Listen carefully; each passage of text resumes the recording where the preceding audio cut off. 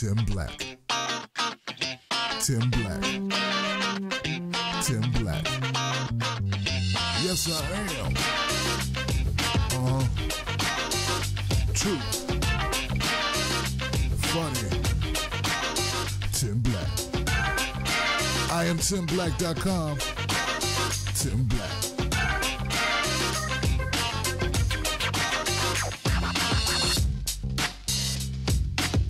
Kathy B, what's up? What's up, everybody? How you doing? I'm Tim Black. Welcome to Black Word Today. I'm going to hit it anyway.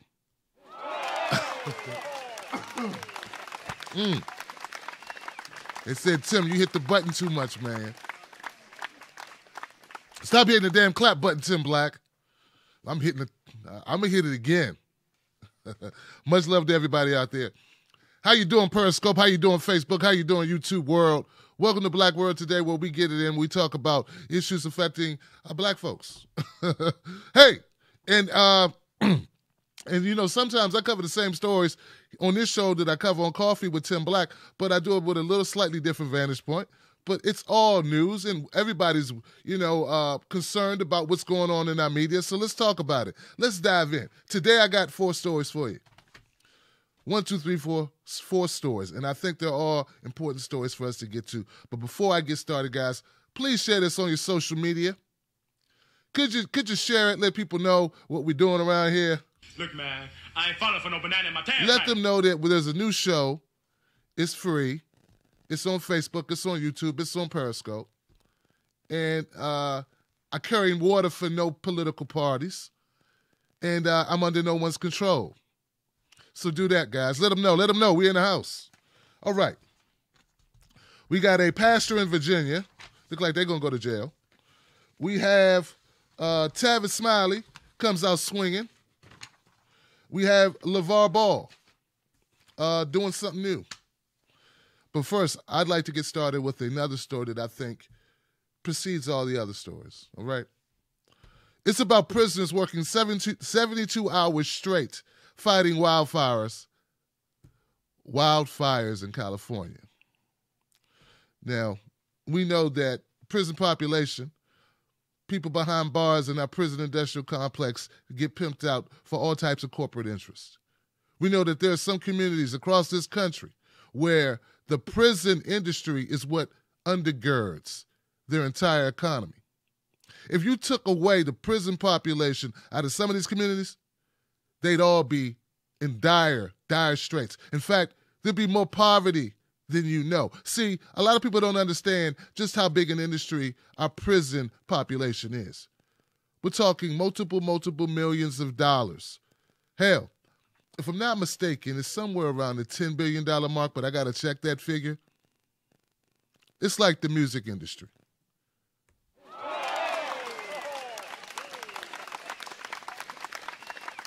That's one of the reasons why it burns me up when I hear people say, oh, little Johnny, he went to jail. That's what he get for being stupid. Or Vanessa, she went to jail. That's what she get. They don't understand that it's not what you get. It's what they want you to get. It's designed that way because it's an industry, sort of like our war industry. All right, so let's go back to the story. The wildfires happening in California over the past few months have been devastating for so many people. The fires have caused over $1 billion in damage, nearly 7,000 homes and buildings, and over 40 people have been killed. These wildfires have had a big impact on California's incarcerated population who have risked their lives fighting wildfires. 2 inmates have already been killed this year in the line of duty. We're going to come back to that term. And the prisoners fighting these fires are making as little as $1 an hour. You know, when I covered this story originally, I remember going through my comment section. And, you know, it's not something you want to do unless you want to get really pissed off because people make the craziest comments. So I ignore the ones that, use the N-word, talk about my mama, or something really crazy stupid. All right? But the comments that I got, that I think the people were being sincere. Like Tim Black, these inmates volunteer, don't they? Come here. if you are locked up with no rights, because you don't have rights when you're in jail, and you're given a little speck of freedom, anything closely resembling in any way life outside those walls, you'd be surprised what a person would do. Now, just because a person volunteers because they have no out, just because they have no freedom, does not mean it's like this equivalent of you volunteering, I don't know, to do something with your free ass. It's not the same thing. So to the person who made that comment, I hope you're watching now, to rethink it. I mean, if you can think, if you're capable of thinking. All right.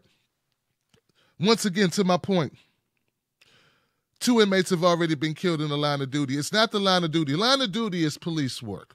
Police work, that's line of duty. Firefighters who are free, that's line of duty. Soldiers who are not drafted, you could consider that a line of duty, but that's for another story.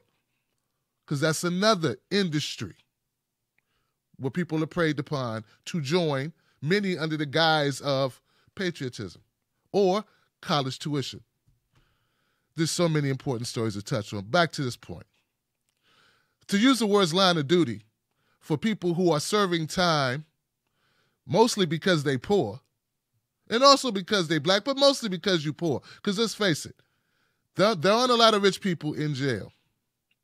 So you in jail because some people just can't afford a decent lawyer. Some people couldn't post bail, and then they get incarcerated. Some people are still waiting on trial. There's a lot of dysfunction in our criminal system. But to say that these people died in the line of duty, I don't think so. I think they died in the line of prison forced labor, in the line of a long tradition in this country of inmate leasing. That's the word I'm looking for, inmate leasing.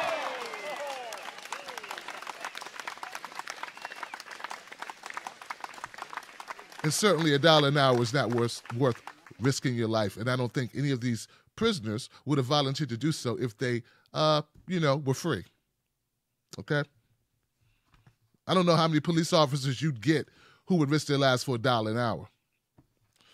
Back to my point. Prisoners are using hoes and chainsaws to manipulate the landscape and redirect fires in their tracks. This is not easy work. Fighting fires is backbreaking labor, and in the state of California, many people who are doing this work have been forced to do so. Well, they get this. This is good. The state has been exploiting prison labor and giving prisoners little to no options outside of taking on this dangerous work, which I just stated. I'm on point. There's a petition going around to outlaw, which is a crazy term to use, but condemn and do away with forced, optional firefighter duties for prisoners. You know, if we make the state of California go out and hire firemen, that would create more firemen. It would create more jobs for firefighters. It's also, I got to imagine it impacts the people who work in that industry where you can just go force an inmate to do the work for $1 an hour. Look at it the other way. Even if you don't give a damn about the prisoners, look at it the other way. All right. Give it up for that.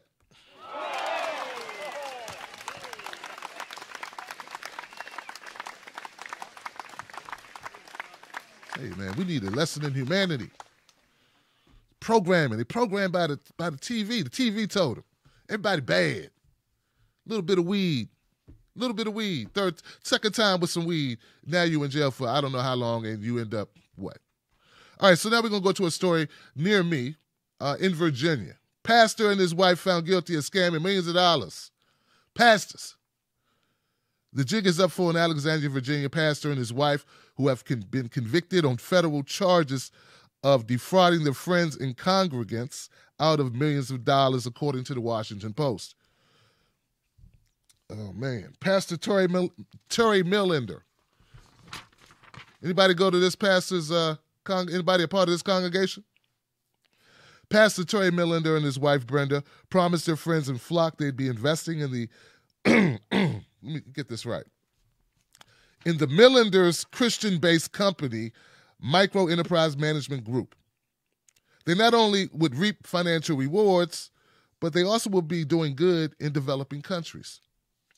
Turns out it was all a scam. Their faithful investors gave the Millanders, who ran Victorious Life Church, sums ranging from $40,000 to $4 million. The pair, along with a friend, Grenetta Wales, engaged in a risky currency trading, using their money to lure more investors. They also made payments. They also made payments on the Millanders' $1.75 million Springfield family home. The Washington Post lays out exactly how the Millanders blew their friends' money.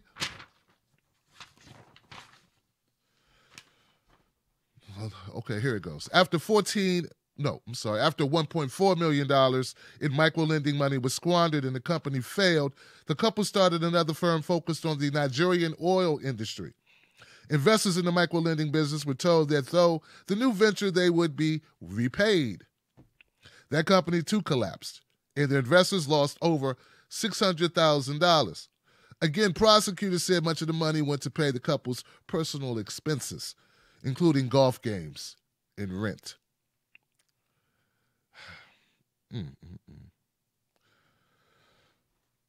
Okay. He claimed that Millander claimed he did not defraud anyone. He simply mismanaged their money. As the Post reports, Millander told the court he acted stupidly, not criminally, not from my heart.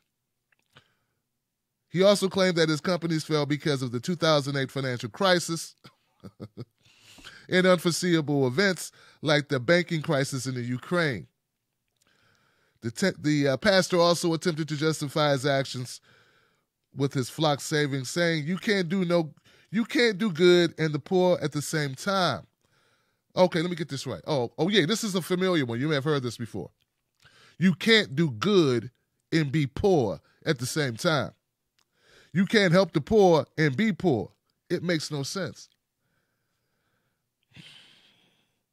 Up next for the Millanders, who were convicted Monday, is a March sentencing hearing where they face up to 20 years in prison.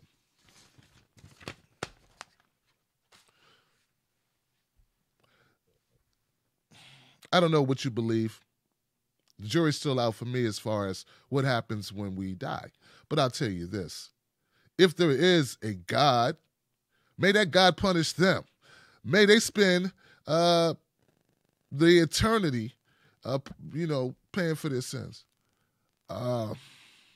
It's got to be a special place in hell for someone who would use religion, use someone's faith against them, and then benefit from their pain, benefit from their money, and lie to them, using the Bible to do it, to extract as much revenue as possible. Sounds a lot like donations, tithes, but different, because people tithe not expecting money back. This is an investment. So anybody out there who's equating the two, this is not about, do you believe in God? Do you believe in giving to your church? Some churches do great things.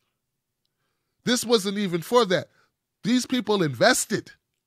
So this pastor, him being a pastor, has nothing to do with it. He just used his relationships as a pastor to do what's his name? The guy who took all the money, Bernie Madoff. That's it. He pulled a Bernie Madoff. That's what he did. He made off with the money of Christians who trusted him only probably because he was a pastor. And when the first business didn't work out, he tried to flip it, start another business with their money, and there you go. He got caught up. And it's not just him, it's his wife as well, and a friend. Some friends they are. All right. Let's go to Tavis Smiley. I got his picture over here. Tim, why you got Tavis Smiley picture over there? You're not going to talk about him. Let's talk about Tavis Smiley. I saw earlier today that Tavis Smiley had made some rounds on some networks defending his name, pushing back on the PBS accusations, and updating everyone to where he was at this point. Tavis Smiley appears on Tucker Carlson to defend himself. It appears Tavis Smiley's on a crusade to prove his innocence, and Monday night he joined Fox News' Tucker Carlson to further defend himself. In recent months, excuse me, Carlson has evidenced skepticism and outright criticism of many allegations of sexual harassment and assault making waves across the industries. Smiley, as you know, was suspended from PBS for multiple credible allegations of misconduct. Smiley maintains that he still does not know what the specific accusations are or who is accusing him, and that he was not given the space or time to defend himself. Further, he says he didn't know PBS was conducting an investigation until former staffers called him to alert him of strange phone calls they were receiving from investigators. Smiley says that only after he threatened PBS with a lawsuit did management agree to meet with him. So you don't know how this started, who's making the accusations. You don't know what the accusations are. So what did you talk about for 3 hours with the lawyers, Carlson asked. A bunch of vague questions, Smiley responded. It was basically a bunch of what-if scenarios. No specific times, no specific dates, no real data for 3 hours. It was the most frustrating thing ever. I certainly understand in this moment why any network would be concerned about these kinds of allegations, and they ought to be looked into. My complaint is that how PBS has gone about this. They engaged in a sloppy investigation. In Smiley's original statement after his termination, he revealed that he has had, in his words, consensual relationships with colleagues throughout his 30 years career. He added that the relationships may have been the result of bad judgment at worst, but it does not raise to the level of this kind of public shame, this kind of public humiliation, this kind of wrongful termination, and this kind of personal destruction. Okay.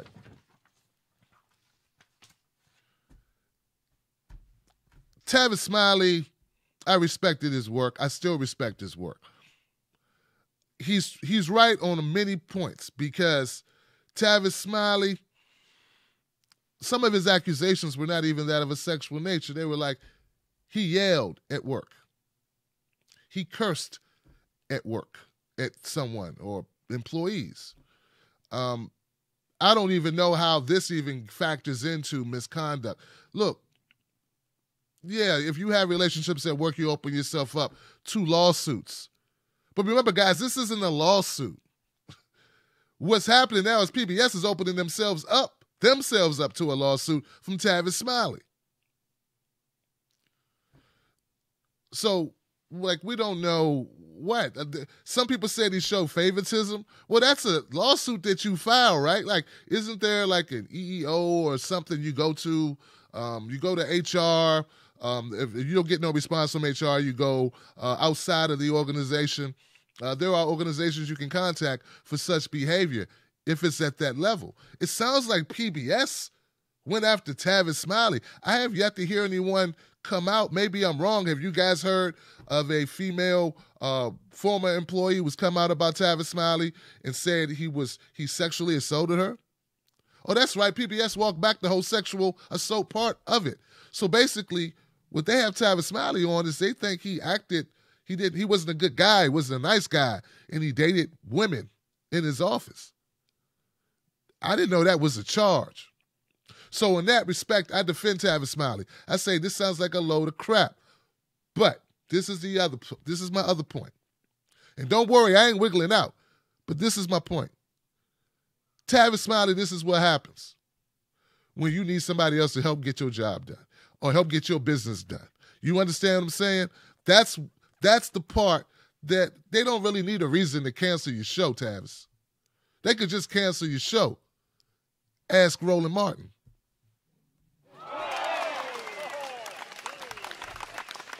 Ask Arsenio Hall.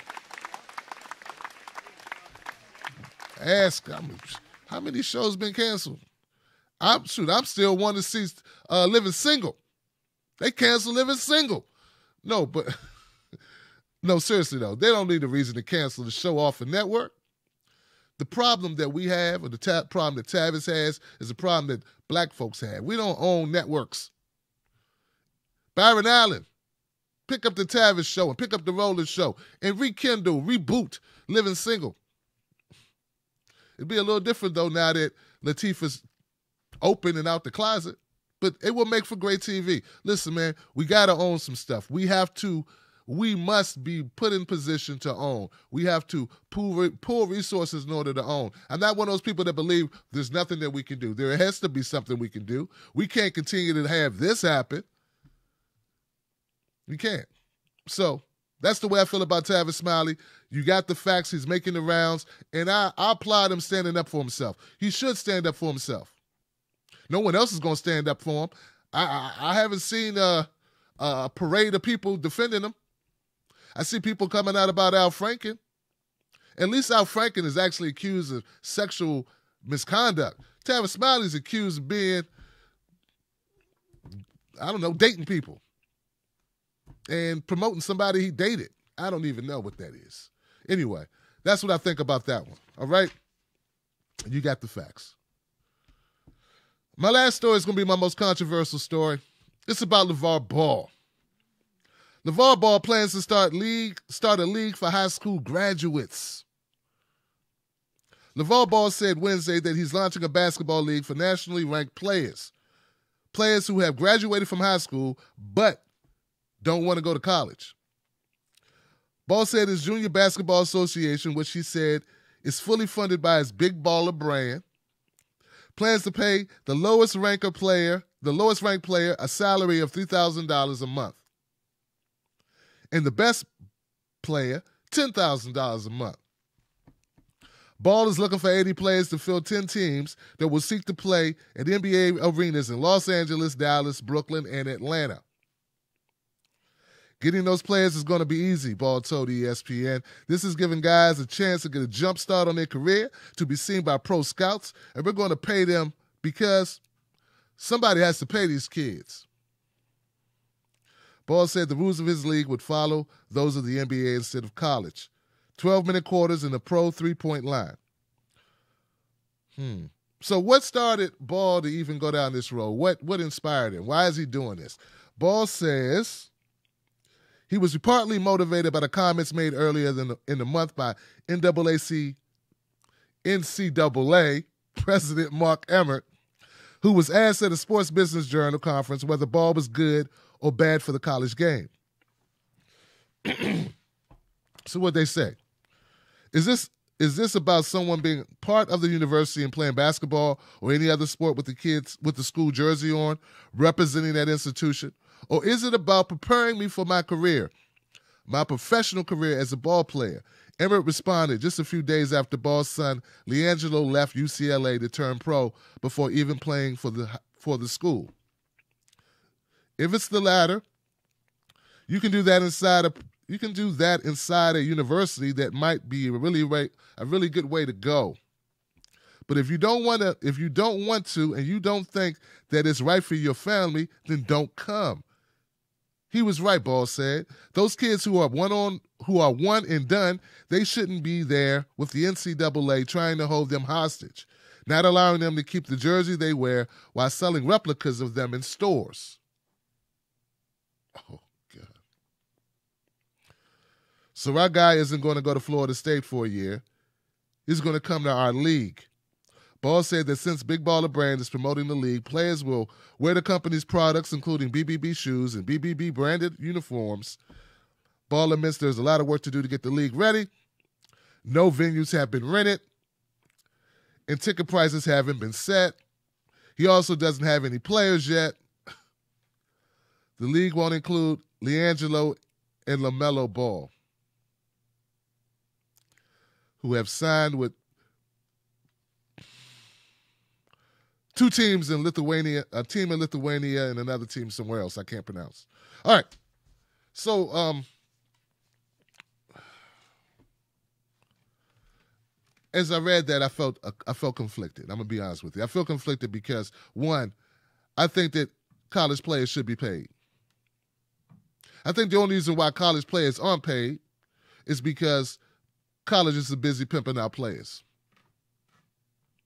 And I think most people who would say college players shouldn't be paid, they need to keep their jobs at the colleges or keep their jobs in the NBA because it's a racket. That's what I think. I think that if you can charge and make money from someone, that person should be allotted more than just tuition. They should be allotted some form of stipend, some form of payment. So that's out the way. So I agree with that part.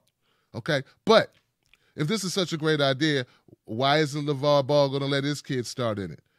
See, he almost had me because I thought, okay, if it's going to be good enough for your kids or good enough for other kids, it should be good enough for your kids. He's like, nah, it's not good enough for my kids, but it's good enough for these kids over here. If I felt better about the colleges that the players go to, that they're going to get an education that's going to benefit them, but we know it's notorious that players in any sports in college, they don't always get the best education because the focus is the sport. I'm still conflicted. Why shouldn't there be options? Now, if you're a kid who, for whatever reason, maybe you don't have the grades, maybe you've had some problems in school, maybe you have no ability to go to college ball, right? Because let's face it, not everybody can play college ball. But what if you're good enough to make the team? And what if this is a way for you to provide for yourself?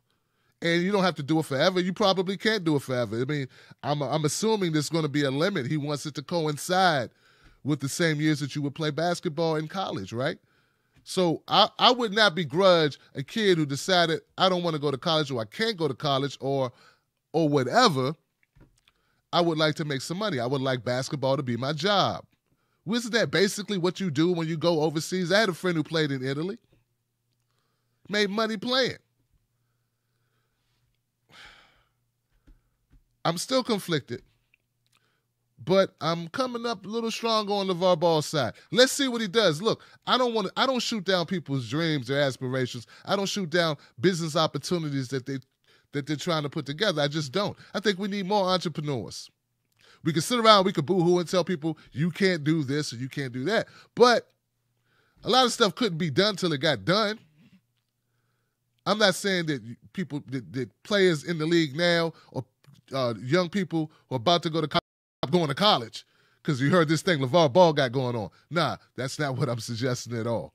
All right? So, no. But LaVar Ball, more power to you. If you think you can put it together, put it together. I don't know if I would invest in it, but I think the NCAA deserves a challenge.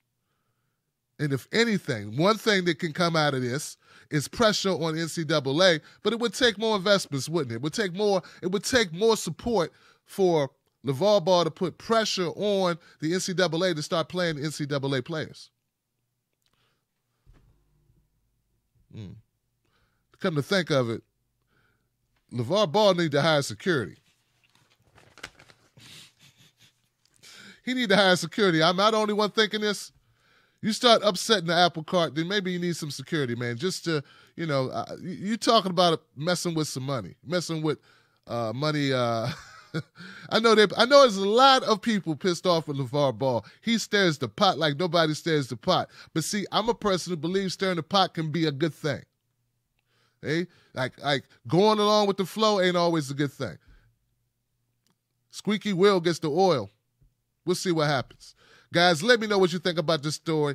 It's all over the place. I'm telling you, I'm conflicted about it. I got to keep it real. There's no agenda that I'm pushing here. I just feel that NCAA players should be paid. And if this pushes them further towards that, that's great. And if players who can't go to college or decide not to go to college would like a career in doing something they get to use their skill that they've been working on for their entire lives or most of their lives, why not make money from it? Why not? Hell, the hip-hop industry, I felt like we missed the boat on that in a lot of ways. When we had an opportunity to really build up hip-hop, we didn't want to do it. We wanted to stick to R&B and soul and gospel, and then until other investors came in and took hip-hop. So I think, hey, give it a shot, LaVar Ball. The worst you can do is fail. All right. All right, guys, let me know what you think about the show. Hit me up at tim@timblacktv.com. This is Black Word Today. This show is not funded by any special interest group, no political parties. We just try to call it as we see it, give people the information, then give a commentary. You may agree, you may disagree. But based on my experience, I feel the way I feel. I'm sure you got your own opinions. Send me your story ideas, stories that you think need to be highlighted and covered that I may have missed. I'm only as informed as my viewers help me be. I'm a one-man show, so any suggestions, any information would be helpful. So that's Tim at TimBlackTV.com, okay? What else? Oh, I do have one request, and that request is I really need a theme song for this show. I could not continue to use a theme song for another show I do at night on this show. So the name of the show is Black Word, not Black World, Black Word today. And if you can come up with a 60-second clip, I'll use it and promote you as well. All right? All right. Thank you, guys. Have a good evening, and I'll see you tomorrow on Black Word Today.